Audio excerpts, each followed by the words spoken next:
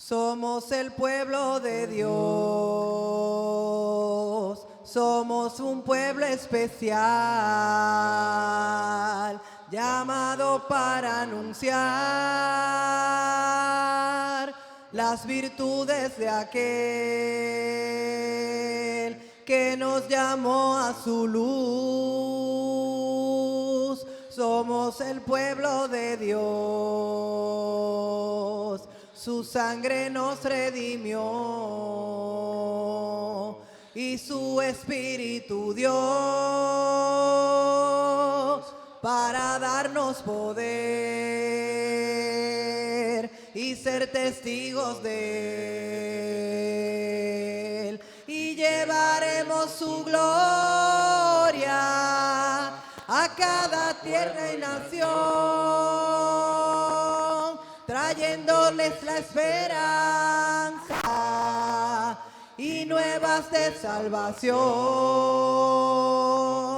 Y su amor nos impulsa, no lo podemos callar. Anunciaremos al mundo de su amor y verdad. Somos el pueblo de Dios, somos un pueblo especial, llamados para anunciar las virtudes de aquel que nos llamó a su luz. Somos el pueblo de Dios, su sangre nos redimió y su espíritu dio para darnos poder y ser testigos de él. Y llevaremos su gloria a cada pueblo y nación, trayéndoles la esperanza y nuevas de salvación. Y su amor nos impulsa, no lo podemos callar. Anunciaremos al mundo de su amor y verdad. Su gloria a cada pueblo y nación, trayéndoles la esperanza y nuevas de salvación. Y su amor nos impulsa, no lo podemos callar. Anunciaremos al mundo de su amor y verdad. Gloria a Dios. Podemos quedarnos así mismo para reverenciar la palabra de Dios y escuchar con más atención lo que dice la primera carta del apóstol Pedro, en el capítulo 2, que dice: desechando pues toda malicia, todo engaño, hipocresía, envidias y todas las distracciones, desead como niños recién nacidos la leche espiritual no adulterada, para que por ella crezcáis para salvación, si es que habéis gustado de la benignidad del Señor. Acercándoos a Él, piedra viva, desechada ciertamente por los hombres, mas por Dios escogida y preciosa. Vosotros también, como piedras vivas, sed edificados como casa espiritual y sacerdocio santo, para ofrecer sacrificios espirituales aceptables a Dios por medio de Jesucristo. Por lo cual también contiene la Escritura: he aquí pongo en Sión la piedra principal del ángulo, escogida y preciosa, y el que creyere en él no será avergonzado. Para vosotros pues, los que creéis, él es precioso. Pero para los que no creen, la piedra que desecharon los edificadores, desecharon, ha venido a ser cabeza del ángulo. Piedra de tropiezo y roca que hace caer porque tropiezan en la palabra, siendo desobedientes, a lo cual también fueron destinados. Mas vosotros sois linaje escogido, real sacerdocio, nación santa, pueblo adquirido por Dios, para que anunciéis las virtudes de aquel que os llamó de las tinieblas a su luz admirable. Vosotros que en otro tiempo no erais pueblo, pero que ahora sois pueblo de Dios, que en otro tiempo no habíais alcanzado misericordia, pero que ahora habéis alcanzado misericordia. Oramos. Amantísimo Dios, te damos honra y gloria, te damos gracias, Señor, por hacernos pueblo tuyo, mi Dios, por estar aquí como pueblo tuyo, Señor, buscando ser nosotros también edificados con tu palabra para edificar a otros, Señor. Gracias por la piedra, mi Dios, angular sobre la cual está edificada, mi Dios, tu casa, tu iglesia, cada uno de nosotros, Señor. Gracias por Cristo Jesús. Te pedimos, Señor, que pongas en nuestros corazones hambre de conocer tu palabra, porque ella da testimonio, mi Dios, de ti. Ayúdanos, Señor, a tener también, Señor, disposición en nuestros corazones de seguir profundizando, mi Dios, de no perecer, como dice tu palabra, por falta de conocimiento, mi Dios, y de que podamos, Señor, escuchar y repetir las cosas, Señor. No, Señor, la doctrina solamente, Señor, sino las cosas sobre las cuales, Señor, tú has dado victoria, mi Dios, a tu pueblo, mi Dios, que podamos recordar ese pueblo victorioso, mi Dios. De manera especial te doy gracias por el evangelio predicado en este país, mi Dios, en esta República Dominicana, por cada misionero, mi Dios, por cada hombre, por cada mujer, mi Dios, como doña Lucinda, que en un caballo salía, mi Dios, a predicar tu palabra, mi Dios, por cada persona despreciada, mi Dios. Me viene a mi mente el reverendo Quesada, que le voceaban cosas, Señor, en La Vega, que le tiraban cosas, que lo despreciaban, que sus hijos eran despreciados en la escuela, mi Dios. Oh, mi Dios, te damos gracias por cada esfuerzo, por cada intento, mi Dios, por cada hijo tuyo, Señor, que se ha dispuesto, Señor, a llevar tu palabra, mi Dios, y que ha constituido, mi Dios, y que constituyen la preciosa historia, mi Dios, de esa siembra, mi Dios, sobre la cual descansa, Señor, todo lo que tu iglesia es hoy, mi Dios. Gracias por ello, Señor. Te pedimos, Señor, que tú sigas poniendo en nosotros ese espíritu que pusiste en ellos, Señor, de glorificar tu nombre, mi Dios, y de dar testimonio de ti, mi Dios, a tiempo y fuera de tiempo. Te presentamos este estudio que vamos a tener hoy. Danos corazones dispuestos, limpia los aires, Señor. Abre nuestras mentes, quita todo distractor, mi Dios, y que cumplas propósito, mi Dios, en nuestras vidas, Señor, para seguir avanzando en este caminar contigo. Todo esto te lo pedimos y te damos gracias, Señor, pidiéndote una bendición especial para nuestro pastor. Sigue poniendo en él, Señor, sigue poniendo y quitando en lo que ha traído, mi Dios, para edificar a tu pueblo. En el nombre poderoso de Jesús. Amén. Y así sea. Presentamos a nuestro pastor con el En esto creemos de el día de hoy, en su versión número. Gracias, hermana. Dios te siga bendiciendo, rica y abundantemente.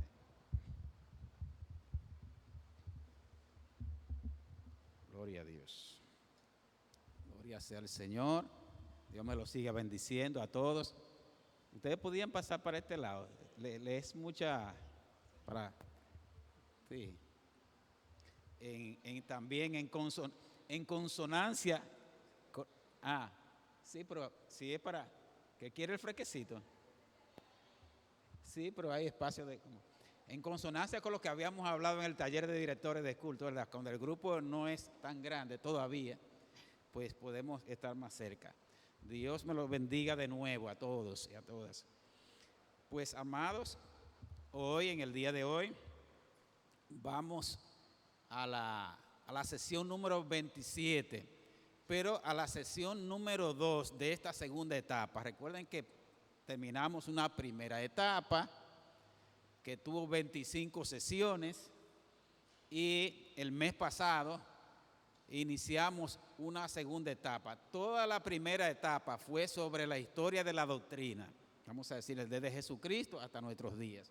Ahora nosotros vamos a entrar ya propiamente, o estamos entrando a lo que es la IED, la Iglesia Evangélica Dominicana, y decidimos con una síntesis, porque la historia de más de 100 años no se puede resumir tan fácilmente, y está escrita de manera amplia y voluminosa en un par de tomos, como lo dijimos la vez anterior. Así que vamos a hacer a presentar solamente los temas que vimos la vez anterior, que fueron muchos. Yo estoy sorprendido de lo que nosotros pudimos ver. Solamente lo voy a mencionar como para ubicarnos un poco y para repaso. Si alguien no lo pudo ver o participar, yo creo que es sumamente importante porque es la base de lo que viene en el día de hoy. Así que de manera rápida voy a mencionar los temas, los elementos. Nosotros vimos en la sesión pasada los antecedentes o la prehistoria de nuestra iglesia, el contexto político, social y religioso. Y dentro de eso, nosotros hablamos del descubrimiento de América, que se dio 25 años antes de la Reforma Protestante. Es decir, que más adelante vino la Reforma, pasaron una serie de cosas aquí en el país, que aunque no había protestantes propiamente dicho, había gente no pro-católico, y eso lo vimos. Hablamos de la piratería, el contrabando de Biblias y las devastaciones de Osorio, del 1605 en la zona norte y nordeste del país, la quema de 300 Biblias en el Parque Colón, hablamos de eso. Hablamos de la proclamación de la independencia de Haití, que fue una de las primeras en América, y el ingreso de negros libertos de Estados Unidos. Hablamos de los negros libertos que llegaron a Samaná en 1824, a Puerto Plata y a Samaná. Hablamos del primer templo en Samaná, que vino desarmado desde Inglaterra en barco y fue armado aquí en República Dominicana, en Samaná. Hablamos de la escuela wesleyana en Puerto Plata, donde aprendió a leer y escribir Gregorio Luperón. Eso hay una historia que hicimos ahí maravillosa. Hablamos de las primeras misiones evangelizadoras desde el 1865 a 1930, la llegada al país de la iglesia moraviana. Habíamos hablado anteriormente del origen de la iglesia moraviana en Europa, la iglesia anglicana, la iglesia metodista libre, los adventistas del séptimo día y los templos bíblicos.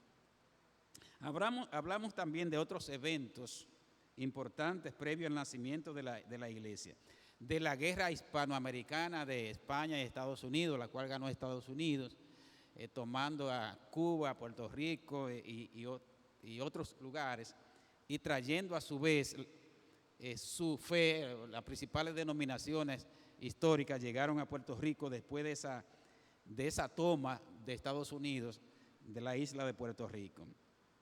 Dentro de esas iglesias históricas llegaron los presbiterianos, los metodistas, wesleyanos, llegaron los Hermanos Unidos también. Entonces, ya en el 1907, esas iglesias, específicamente la metodista episcopal, la presbiteriana, se interesan por el país. Habían dos personajes llamados el doctor Drury y Nathan H. Hoffman, que fue superintendente, lo vamos a ver luego, que hicieron un trabajo extraordinario para que el evangelio llegara aquí a República Dominicana. Hablamos también, estamos repasando solamente, de la primera conferencia mundial, misionera mundial, celebrada en Edimburgo, Escocia, en el 1910, y cómo esto impactó al mundo evangélico, especialmente Europa y Estados Unidos en ese tiempo, y cómo eso avivó todavía la llama del espíritu misionero hacia países como el nuestro, que estaba dominado por el catolicismo. En el 1916 llegó este personaje llamado Salomón Feliciano, que fue el primer predicador pentecostal, y así predicando en español. Muchas gracias, dama, muchas gracias. Entonces, ese hermano vino a predicar un mensaje vehemente, fuerte, anticatólico un poquito en ese tiempo, y logró levantar un grupo que se constituyó en el primer grupo de evangélico dominicano, porque él tuvo que irse del país y le dejó ese remanente a los doctores Drury y Nathan H. Hoffman. Explicamos todo eso. Eso fue en 1918.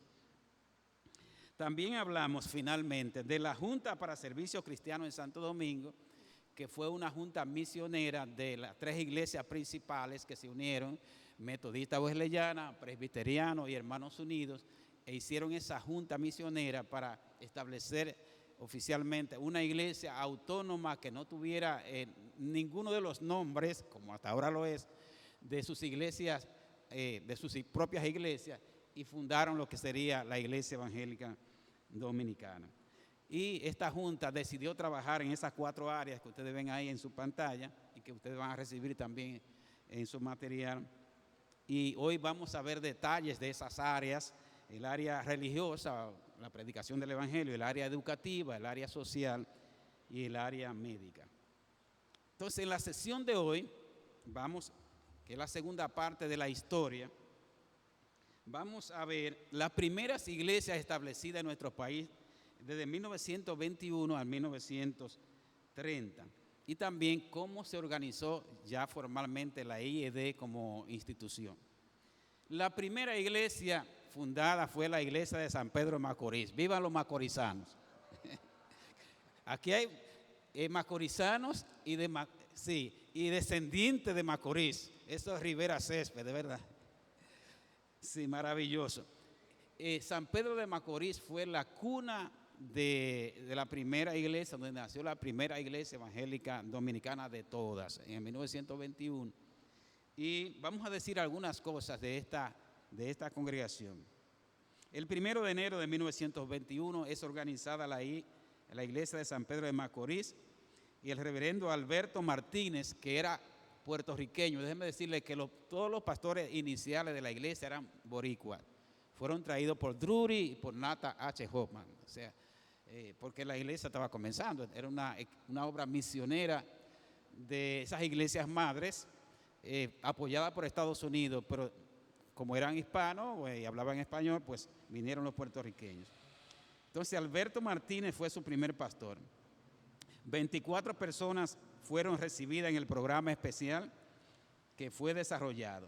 De esa primera cosecha, oigan esto, podemos mencionar a los hermanos Julio Postigo, quienes yo lo conocí. Julio Postigo murió, no sé, hace unos cuantos años. Fue un personaje famosísimo porque fue el editor principal y número 1 del Aposento Alto, un miembro extraordinario de la primera iglesia, creo que de la segunda iglesia también, el fundador de la Librería Dominicana, del cual vamos a hablar más adelante. Quizás su trabajo mayor fue ahí en la Librería Dominicana, y también como editor para el Caribe del Aposento Alto. Entonces, pero no solamente él, sino Julio Escoto, que fue el padre del reverendo Eliardo Escoto, que es un pastor retirado, bien conocido por muchos de nosotros, que fue varias veces, por muchos años, pastor en Samaná y también en San Pedro de Macorís. Y este nombre también debe sonarle familiar: Santos Asensio. Santos Asensio fue el padre del reverendo Guillermo Asensio.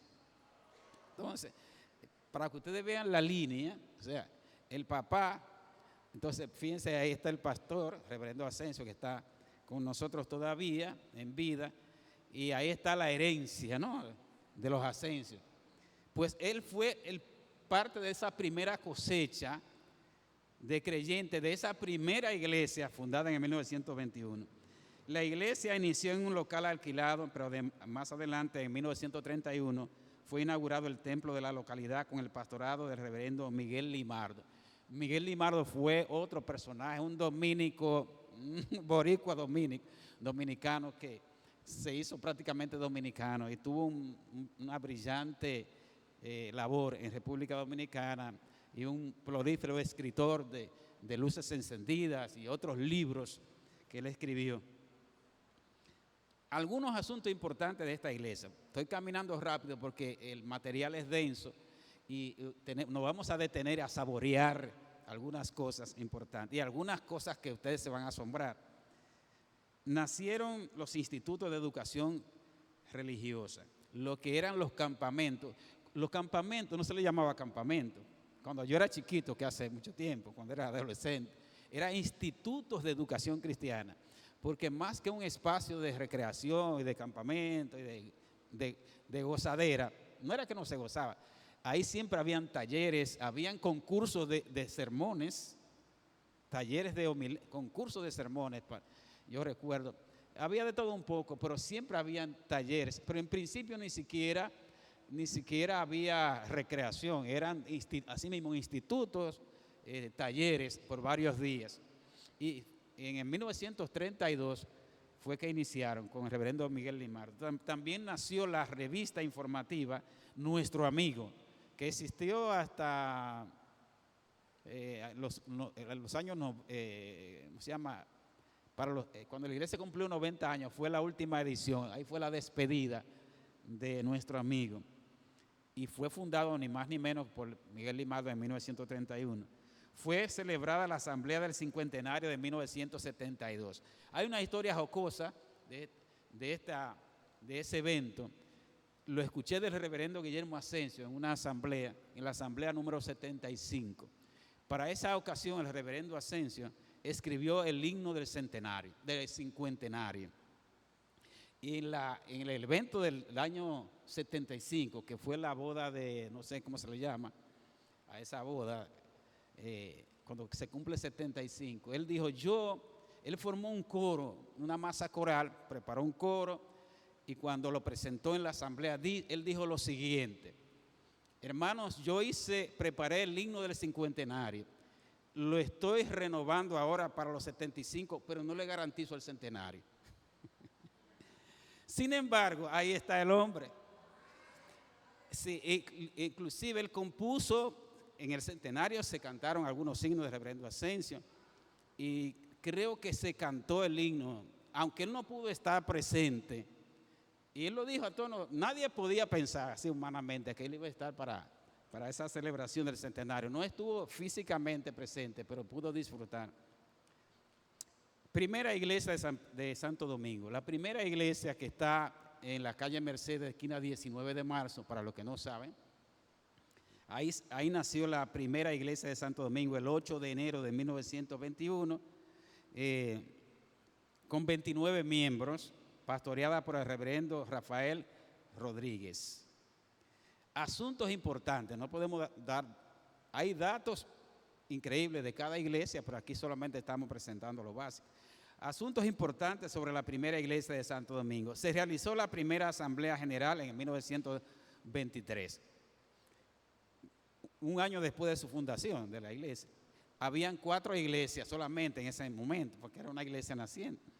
Se estableció el primer depósito, no había sociedad bíblica, nada de eso. Se le llamó así, primer depósito de Biblia, o sea, un almacén para distribuir Biblias. Ha sido llamada la Catedral Evangélica por la forma de su estructura. O sea, yo no sé si ustedes han caminado. Yo le hice un tour a los estudiantes del seminario en una ocasión que hablé de la historia de la iglesia.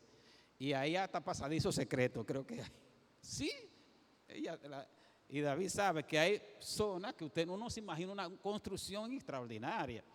Ahí hay un patio de hacer eventos, está un poco accidentado, un patio español, hay salones de reuniones, hay diferentes facilidades. O sea, una construcción increíble. Sí. Dentro de sus dependencias se estableció la librería dominicana. Solo de ese tema podemos pasar la noche hablando. Ahorita vamos a decir algo sobre lo que fue la librería dominicana, algo impresionante. Oficina de la superintendencia. A su lado nació el hospital evangélico, vamos a hablar de eso ahorita. La cuna de varios deportes, vamos a hablar de eso. O sea, ahí en el espacio de la primera iglesia nacieron deportes de lo que hoy estamos disfrutando, nacieron allí, se establecieron allí. Entonces, se organiza la iglesia en el año 1922, la iglesia como ya institución. Luego de 5 años de trabajo ininterrumpido en el este del país y en la capital, el 1 de enero de 1922 se organiza la iglesia como institución en un culto sencillo celebrado en San Pedro de Macorís. En ese momento solamente habían 3 iglesias. ¿Cuáles fueron esas 3 iglesias? San Pedro de Macorís, la Romana y la Primera de Santo Domingo. Otras iglesias organizadas. El 22 de marzo de 1922 Fue organizada con 18 miembros, la iglesia de la Romana. Bueno, aquí lo estamos mirando. De la cual fue su primer pastor, el reverendo José Espada Marrero, puertorriqueño. Uno de los hermanos recibidos allí fue el Ramón A. Blondet, de la Romana. De ese hermano vinieron más tarde 3 pastores. Aquí se menciona a Raúl y Rebeca, el reverendo Raúl Blondet, que fue secretario ejecutivo, la reverenda Rebeca, y uno llamado Ramón, también se llamaba Ramón. El templo fue inaugurado en 1948, siendo su pastor el ex sacerdote, lo voy a decir en voz alta, católico español llamado Diego Escobar. Un sacerdote católico se convirtió al evangelio. ¿Saben cómo? Porque la historia es impresionante. Escuchando una emisora de nosotros que había en ese tiempo, que se llamaba La Hora Evangélica. Un sacerdote, mire, se me grifan los pelos. Eso es parte de nuestra historia, que un sacerdote evangélico se convirtiera al evangelio y fue pastor de nuestra iglesia, llamado Diego Escobar, era cubano. Y yo creo que inclusive, yo no sé si fue oyendo una emisora de aquí o que la emisora se oía allá, no recuerdo el dato, pero fue así. El 25 de marzo de 1923 se organizó la iglesia en San Cristóbal, pastoreada por Ramón Prats, primer obrero laico ordenado al ministerio en el año 1926. El 17 de enero de 1925, el reverendo Rafael Rodríguez tuvo el privilegio de organizar la iglesia de Barahona. Por eso es que Barahona cumple este año sus 100 años. Y atención todos, el último domingo de junio va a ser el gran jubileo. Ellos están celebrando, a pesar de la muerte de la esposa del pastor, ellos están celebrando ya. Y el coro nacional se está preparando también para ir para allá. De esa congregación de Barahona, se extendió a varios lugares como Fundación, Peñón, Jaquimelle, Palo Alto, Canoa, Tamayo, Vicente Noble, Paraíso, Mella y Duvergé. Y hago una pausa para los que no sabían, mi primer pastorado fue en Mella y Duvergé. Fue en el año 1982 a 84. Tengo mucho que decir, pero no tengo tiempo. Pero a veces alguien me dijo, usted tiene que contar sus experiencias pastorales, porque hay cosas sorprendentes. O sea, yo viajaba, señores, un fin de semana yo atendía 3 iglesias pequeñas, más como 2 puntos de predicación, y visitaba casi a todos los hermanos. Usted dice, ¿cómo lo hacía? Bueno, le contaré después. Entonces, Mella y Duvergé, 1982. Okay. En el 1925, el trabajo evangelístico llegó a Atomayor, al frente del hermano Julio Filomeno, prominente laico de San Pedro de Macorís. De Atomayor pasó a Santana Higüey, y en 1930 se celebró la Asamblea General en dicha localidad, es decir, en Atomayor. ¿Qué pasó con Atomayor? Hay que investigar, porque casi nadie me sabe decir que esa iglesia desapareció. Nadie ha oído la iglesia de Atomayor, pero allí hubo una iglesia levantada por San Pedro de Macorís y que hasta una asamblea general que no se hacía en campamentos ni nada de eso, sino en las iglesias. Las iglesias era que se hacían las asambleas generales. Bien. Un grupo de jóvenes, entre ellos sobresaliendo el hermano Octavio Nadal, y por eso me paro ahí, porque Octavio Nadal fue el fundador de esta iglesia. Manuel Alsina, Elpidio Ricari, Homero Vallejo organizaron la iglesia de Ciudad Nueva, o sea, lo que es la segunda iglesia evangélica dominicana ahí de Ciudad Nueva, en julio de 1927. Ya ellos están haciendo preparativos para el centenario. El templo se inauguró en 1966 durante el pastorado del reverendo Bienvenido Osuna. El 29 de enero de 1930 fue organizada la iglesia de Baní, tiene muchos años Baní, bajo el pastorado del reverendo Séptimo Pérez, primer ministro dominicano graduado de seminario, el cual fue ordenado en el 1931. Atención a esto. Pasamos al periodo 1931 a 1964. En ese periodo pasaron 2 fenómenos sumamente relevantes, sumamente importantes.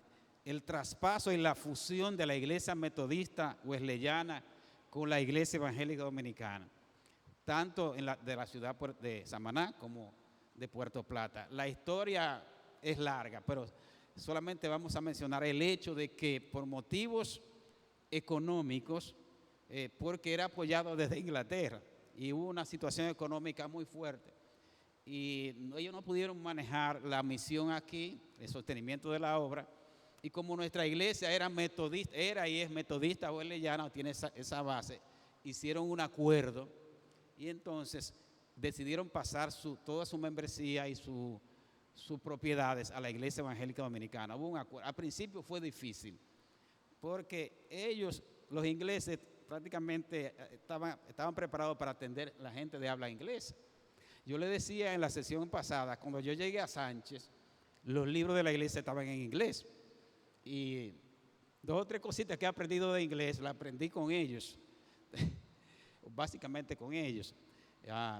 Inclusive me hablaban muchas cosas en inglés. Y ahí era así el asunto. Entonces ellos no estaban preparados, ellos tienen su cultura, su costumbre, y en ese tiempo, 1932, era un poco difícil para ellos, pues, adaptarse, abrirse a ya un público totalmente que no era de inglés, ¿verdad?, de sus costumbres, pero hubo que hacerlo y el asunto ya ustedes saben. Y así pasó en 1931 en Samaná, 1932 en Puerto Plata. También se dio otro fenómeno. Esto fue en 1960, que fue el traspaso y la fusión de la iglesia moraviana, de la cual quizás ustedes conocen poco, pero hablamos de esa iglesia hace un tiempo atrás. Es una iglesia muy parecida a la nuestra, muy similar en su doctrina, en su forma. Y esa iglesia estaba en San Pedro y la Romana, establecida en una iglesia muy pequeña, de ingleses también.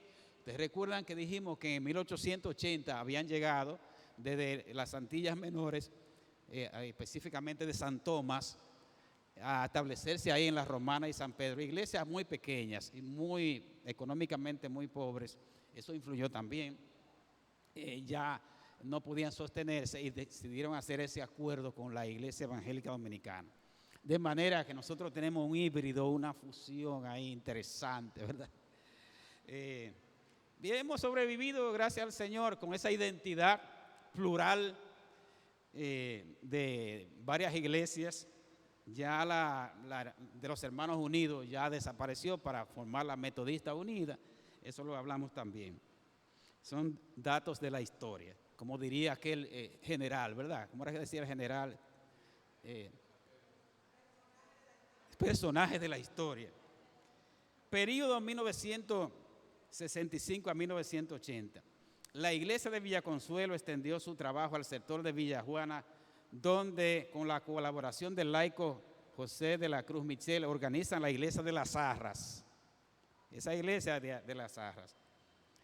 O sea, la Zarra es hija de Villaconsuelo. Es bueno saber todo esto para entender cómo la iglesia se expandió y qué nos ha pasado realmente como iglesia.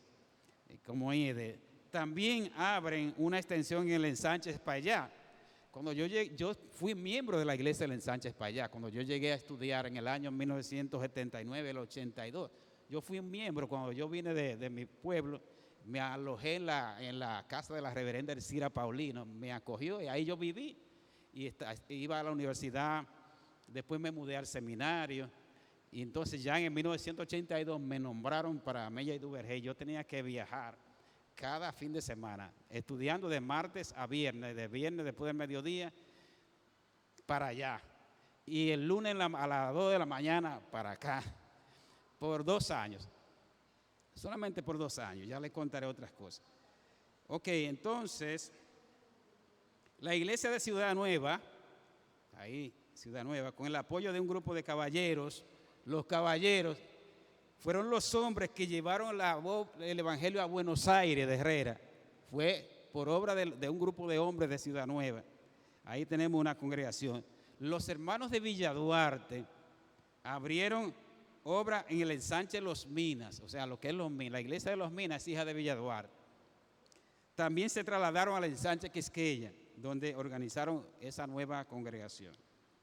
La iglesia de la Avenida México, en la que estamos, se organiza realmente en el 1969. Nosotros contamos desde 1967, que fue capilla primero. Primero un punto de predicación o un encuentro de creyentes, como ustedes sabrán, por la Revolución, pero se organizó formalmente en el 1969 bajo el pastorado de Octavio Nadal. No tenemos que dar detalles sobre eso. Y este templo fue inaugurado en el 1981. No me digan que soy viejo. ¿Acaso insinúan que soy viejo, como diría el doctor Chapatín? Pero yo estuve en la inauguración de este templo. Yulisa, ¿tú estuviste aquí también? Ah, bueno. Sí, yo estaba en el seminario. Yo estaba estudiando. Yo no sé por qué doña Alfrida no está aquí, porque ella se ha perdido de las dos cosas de la historia. Lo iba a oír. Ella debe estar gozándose, pero yo la necesitaba sentada ahí. Doña Alfrida, Dios me la bendiga, porque vamos a decir cosas todavía aún más asombrosas sobre.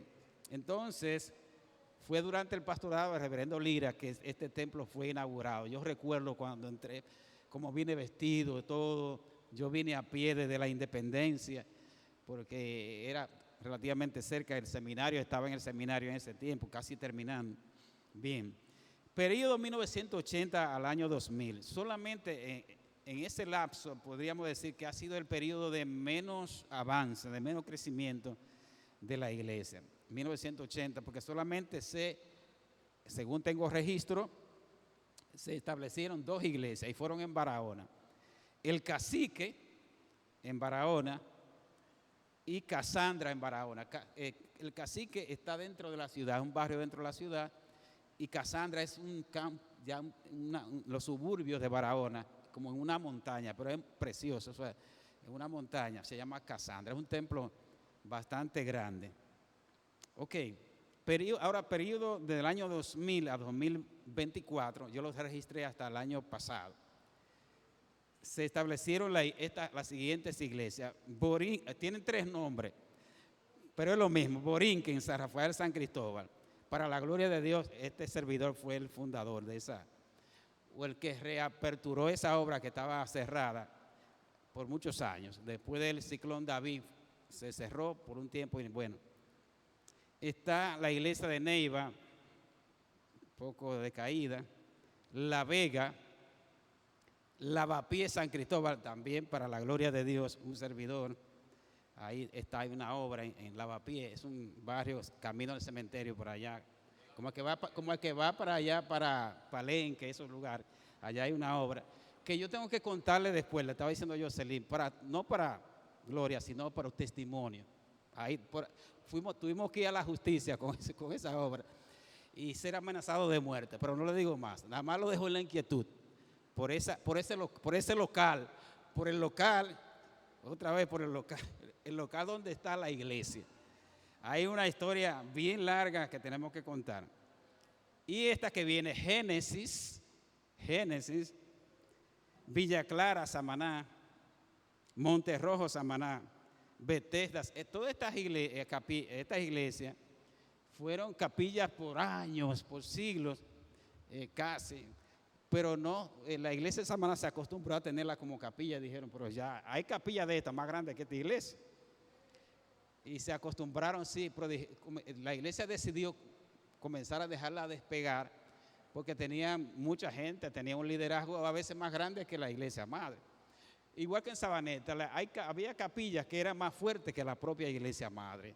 Entonces eso ha ido cambiando. Entonces ahí están las iglesias de Villa Clara, que es bastante grande. Nunca he ido a Monterrojo, pero hermano, Bethesda es una cosa tremenda. Está la Unión Puerto Plata. La Unión es hija de Sosúa. Está Honduras, es la última bebé, de la más reciente. Y está La Hoya en Barahona. Bien, eso fue en el periodo 2000 al 2024. Ahí tenemos ya así rápidamente las iglesias que se han fundado desde el año 1921 hasta el año 2024. ¿Quién? que si Génesis tiene, no, porque sí, pero solamente estamos mencionando las iglesias organizadas. Sí, lo que son iglesias. Vamos a hablar o a presentar, a mencionar solamente los que fueron los superintendentes norteamericanos. Es importante, decíamos que eso fue sorprendente, la obra milagrosa. Yo lo creo un milagro, como denominaciones diferentes, con doctrinas diferentes, con estructura diferente, pudieron unirse y acordar trabajar para el Señor y establecer la iglesia. Porque inclusive cada una de esas iglesias le ponía un nombre a quien lo dirigía, porque no todas tenían el mismo tipo de gobierno eclesiástico, pero se le puso el nombre de superintendente, aunque era el nombre global, pero realmente no todas las iglesias lo consideraban así. Por ejemplo, este hermano, Nathan H. Hoffman, que vino de 1921 a 1929, tuvo 8 años, ¿no? Viene de la iglesia de los Hermanos Unidos, que es una iglesia que tiene una estructura diferente a la metodista y la demás, pero ellos le llamaban, creo que ellos le llamaban secretario, algo así, coordinador, así le llamaban, pero el nombre genérico era superintendente. A este hombre, a este hermano le tocó el privilegio de organizar la iglesia y hizo un trabajo extraordinario, muy, muy bueno. Él fue que inició el hospital evangélico, la librería dominicana, la primera escuela de enfermeras, etcétera. O sea, y vamos a hablar de eso en breve. Barney, este nombre sí suena, el doctor Barney N. Morgan, es un personaje de la historia, porque a este hermano le tocó pasar el ciclón San Zenón aquí. Él vivió esa experiencia. El ciclón San Zenón destruyó la ciudad de Santo Domingo, cantidad de muertos y de heridos, y estamos hablando de 1930, señores. Y entonces ese hospital evangélico que había nacido, pequeñito, ahí al lado de la primera iglesia, fue destruido, pero ellos no se detuvieron, hicieron un hospital de emergencia. ¿Usted sabía eso, doctora? Ellos improvisaron un hospital de emergencia, señores, que hicieron un trabajo.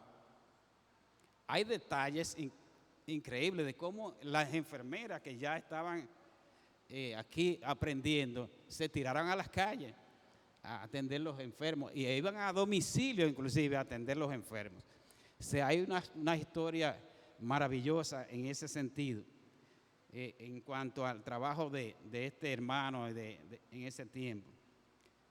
Hizo una labor social. Bueno, hay una avenida, la avenida ahí en el Sánchez Payá, ¿verdad?, que atraviesa el Sánchez Payá, que se llama La Central, realmente se llama Barney Morgan, pero su esposa, Carol Morgan, señores, estableció un instituto de inglés aquí. Y ahí, miren, no tenemos mucho que hablar del Carol Morgan, ella fue la esposa del doctor Morgan, ya ustedes saben. Hay mucha gente quizá que no sabe ese dato histórico.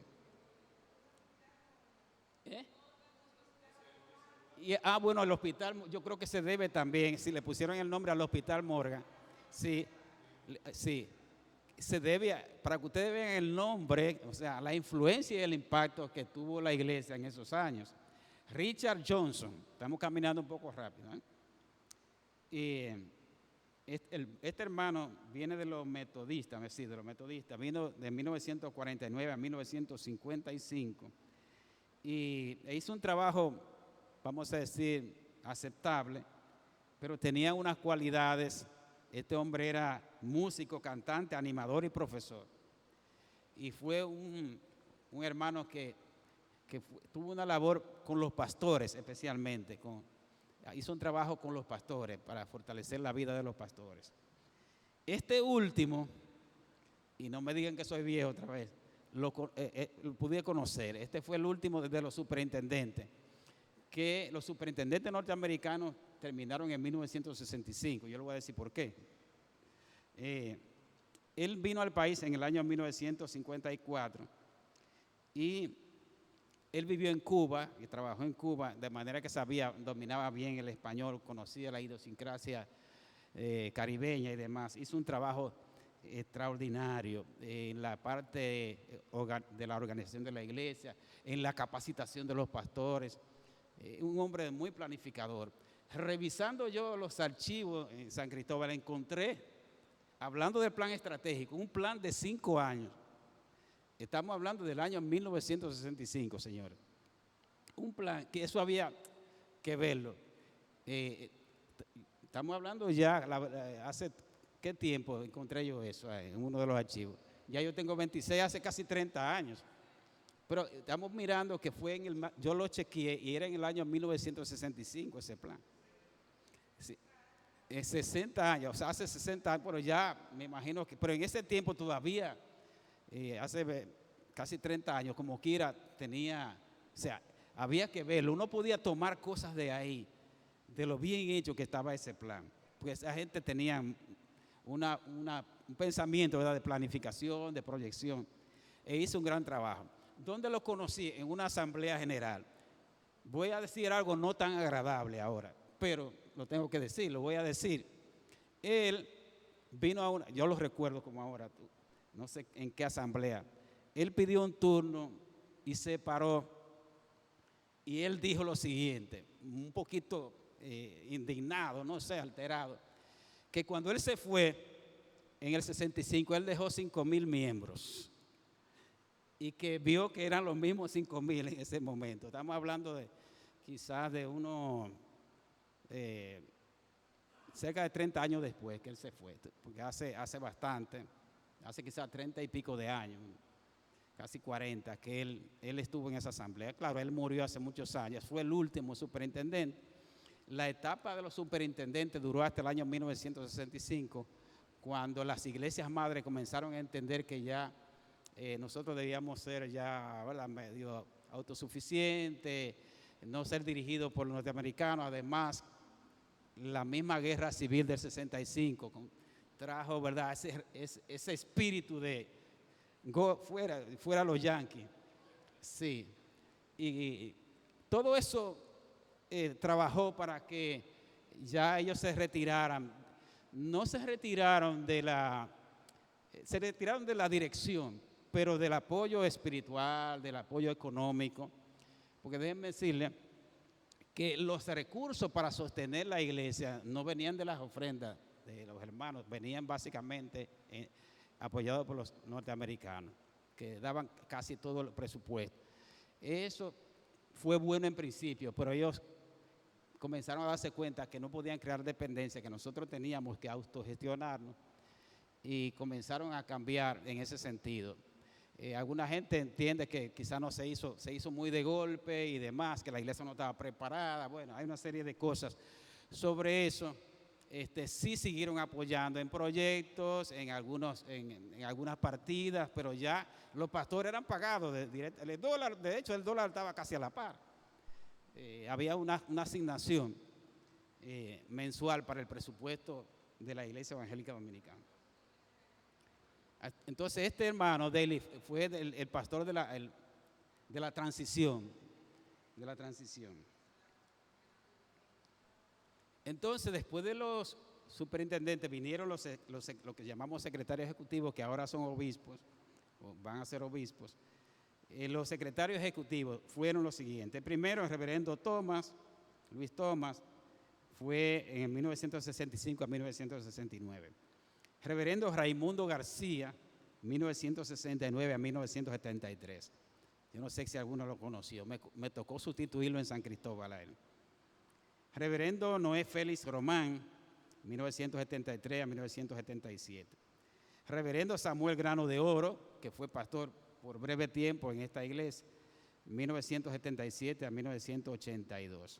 Durante su administración fue que fui aprobado para el ministerio en ese tiempo.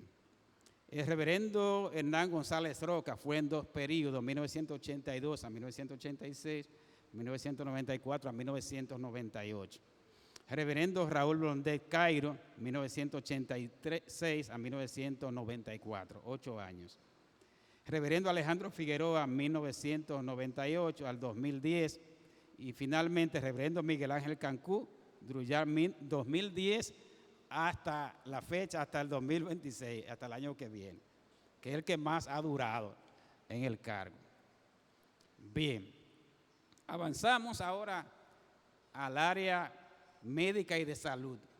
Muchos saben esto, pero otros lo van a recordar. Mencionamos el hospital evangélico, que luego se convirtió en el hospital de emergencia después del ciclón San Zenón de 1930, y luego el hospital internacional.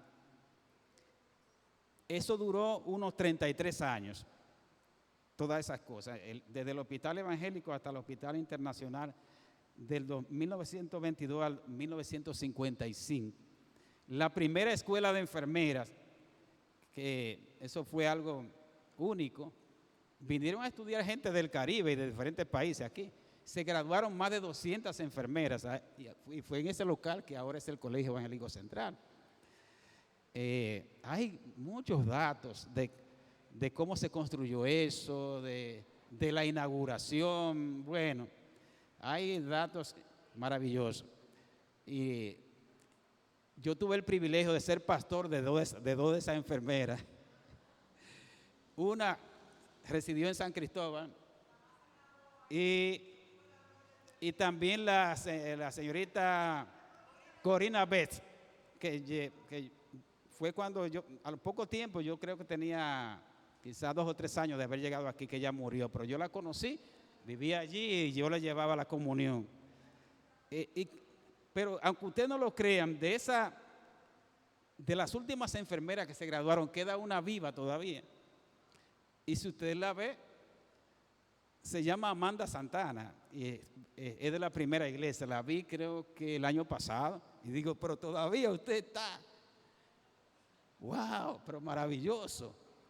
Amanda Santana fue de esas cosechas, de las últimas cosechas.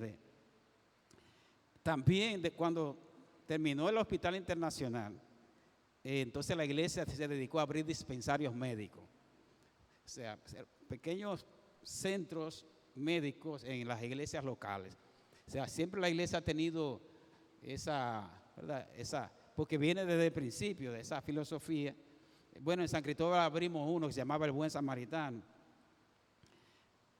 También la iglesia tuvo un departamento de salud que antes de la pandemia existió, y teníamos una persona allí, no sé si lo recuerdan, el doctor Reyes Nin, que ¿usted se recuerda, Ananía? Sí, ahí había un departamento de salud que coordinaba todo lo relativo a la salud a nivel nacional. Él murió y ese departamento pues cerró, pero casi nos quedan dispensarios médicos en las iglesias por distintas razones. Solamente queda lo más importante, es una clínica, se llama Clínica Batey 7 en Barahona, que es una clínica de cierta, y que tiene, vamos a decir, no sé cómo se le llamaría, un apoyo estatal del Estado, que tiene médicos y enfermeras nombrados, pero hay un acuerdo del Estado y la iglesia.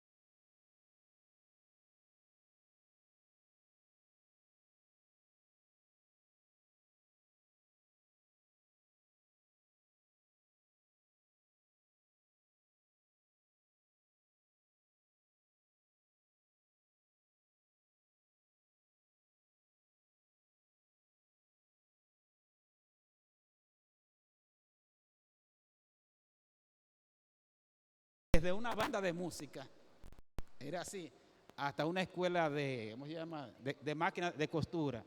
O sea, eran cosas impresionantes. En ese tiempo, millones de pesos de inversión, reparación de casas, trabajo con los niños.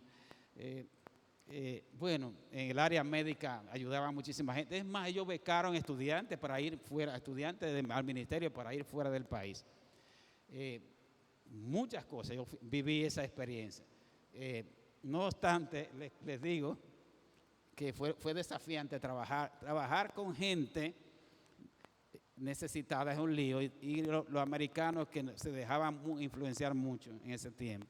Tuvimos que organizarnos muy bien para poder resolver, porque, hermanos, una vez hicieron una cena para los miembros de la iglesia, y eso lo supe yo, y no había ningún miembro, eran gente que se infiltraban.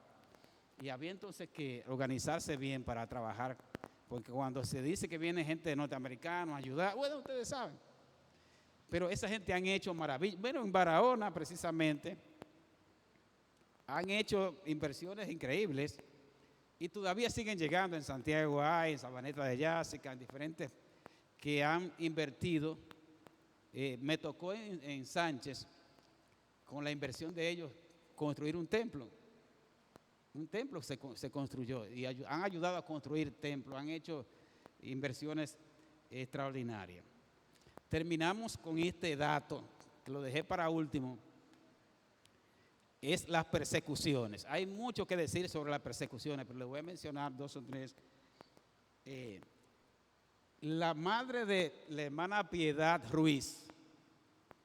Piedad Ruiz es la esposa de Lino Vázquez, que bueno, ahora está en tratamiento en Estados Unidos. Es el caballero que viene a veces con